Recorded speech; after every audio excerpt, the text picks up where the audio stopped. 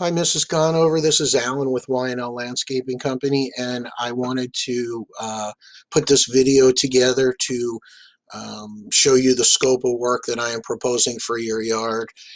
It's a little bit comprehensive, a little bit complicated, and it's a lot of easier for you to visualize everything if I do this through pictures.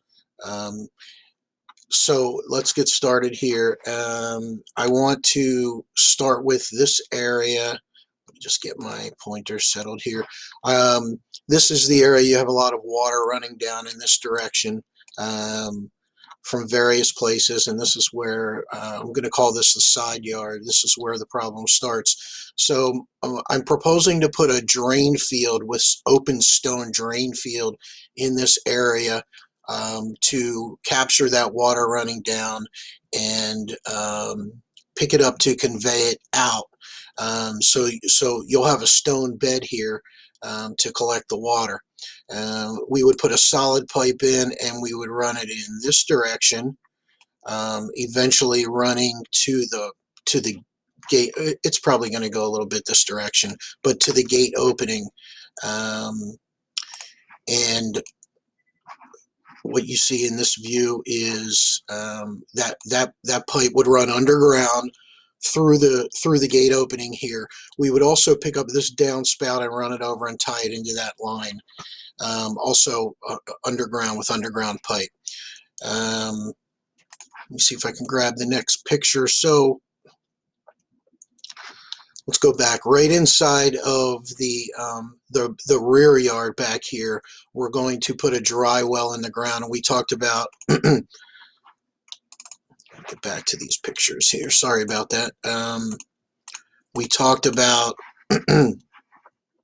those dry wells where we want to convey the water to so they can percolate out into the ground. So just on the other side of this gate, we would bury a dry well in the ground. And we would tie in this downspout that's on the other side of the house into that dry well. So let's get back and see if we can get into the next picture. So in this section, we're inside of the rear yard. And my plan is to put an open stone bed, French drain all along here to capture water in this area. Again, open stone to the top, and then to tie that in over in this direction to that dry well also. That stone bed would continue and then go across to the back of this bed, across the fence, in front of the fence, between the fence and these evergreens. So we're picking up water coming across through the back fence and through the front here. That water would go to a second dry well that we would place behind the shed here. So it would come across the back, the yard side of the fence and go into a dry well in this area. Additionally, I would put filter fabric down and cover this whole rear of this shed with stone, so you wouldn't have any erosion problems. It would look okay. I know this isn't an area that you would typically look at because it's being blocked by the shed, but it does need to be stabilized because it will erode, and it will erode. It could affect all of these braces for the shed, these foundation braces. So